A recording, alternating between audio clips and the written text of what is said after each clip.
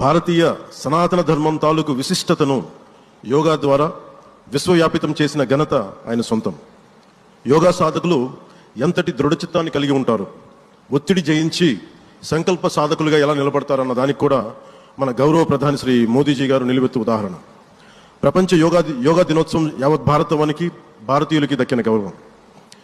సరిగ్గా ఒక 2014లో అప్పుడే ఐక్యరాజ్య సమితిలో గౌరవ ప్రధానమంత్రి మోదీ గారు ప్రవేశపెట్టినప్పుడు దాదాపు 177 దేశాలు ఈ రెజల్యూషన్కి మద్దతు పలికినాయి. ఇంతమంది మద్దతుని కూడగట్టగలిగి ఈ రోజున మనకి 2015 నుంచి యోగా దినోత్సవం ప్రారంభమైంది.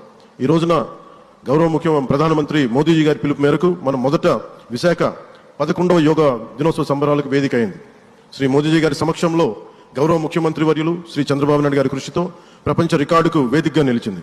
విశ్వనరులు మోదీజీ గారి పిలుపు మేరకు యోగా ఒక వన్ ఎర్త్ వన్ హెల్త్ ఈ ఆరోగ్యం థీమ్ని ఈ వేదిక నుంచి ప్రతి ఒక్కరూ ముందుకు తీసుకెళ్లాలని మనస్ఫూర్తిగా కోరుకుంటూ, ఇక్కడ ఆసీనులైన మీ అందరికీ ఇక్కడికి వచ్చేసిన ప్రతి ఒక్కరికి కూడా పేరు పేరున నా హృదయపూర్వక వందనాలు, నమస్కారాలు.